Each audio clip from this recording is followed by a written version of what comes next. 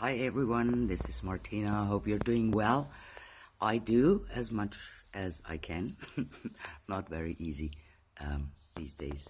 Anyhow, I wanted to talk about a topic today that is very controversial, about the vaccination.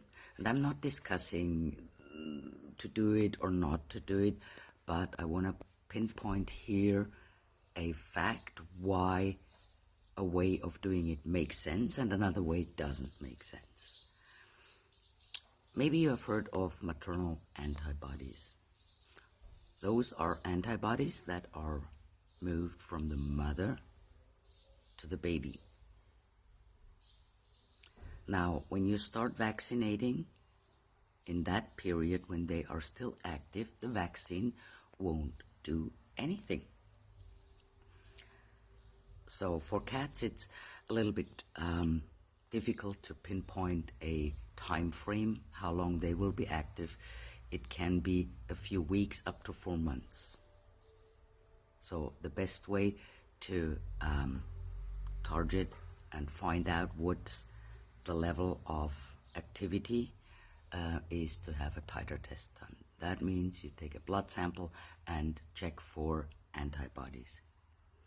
For dogs, it's around 10 to 12 weeks until the antibodies are done.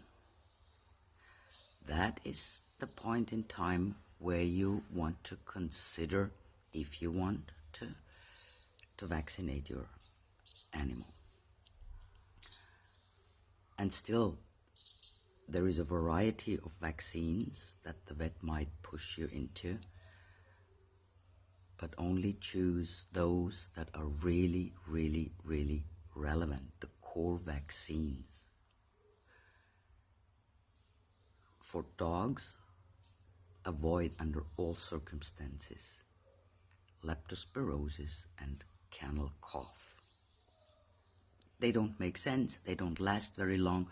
Basically after 9 months, especially leptospirosis, you have to redo, and they come with the worst side effects you can imagine. The rabies vaccine, you want to consider doing it after the second set of teeth is out.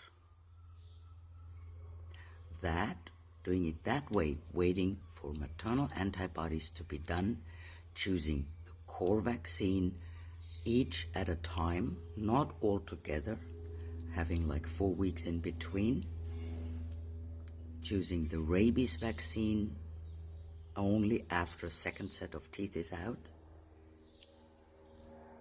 Then you can go on titer testing. So don't follow the protocols, what the vet says. You have to do it yearly or every other year or after 3 years. No, test for the antibodies, the titer, and only if that is down and you want to do it, then you'll have that type of injection.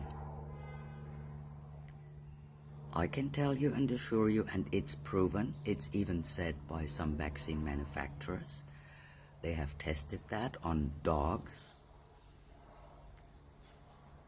When you do it this way, they are at least covered until age 9 to 12, possibly longer.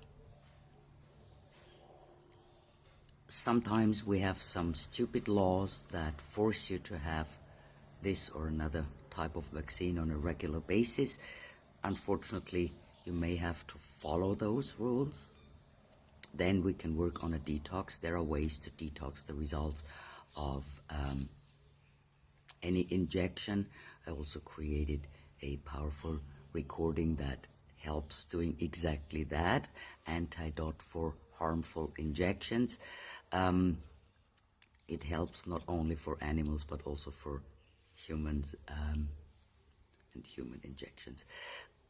That's just on a side note. If you want to learn more, reach out to me, text me, send me an email on info@wemakeyouhappy, all one word, .de, and I can educate you further on that topic.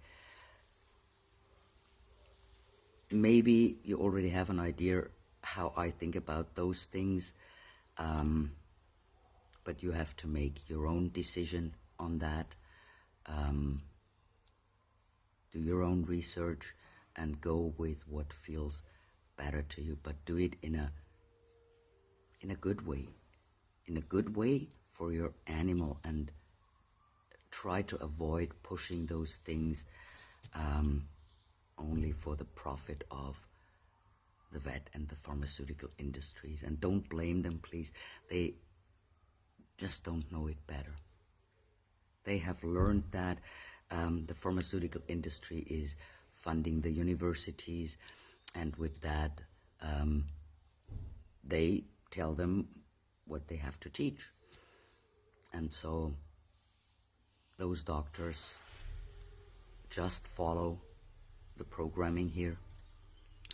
But think about it when next time you want to vaccinate your animal. I just try to avoid it as much as possible. Any questions, as I said, drop a note, text me, a comment below the video, reach out on Facebook, through email. Again, it's info@wemakeyouhappy, all one word, .de. And now wishing you a wonderful day, a wonderful start into hopefully some nicer weather. Yeah, and sending out lots of love to you and your fur babies. Thank you so much, and talk soon. Bye-bye.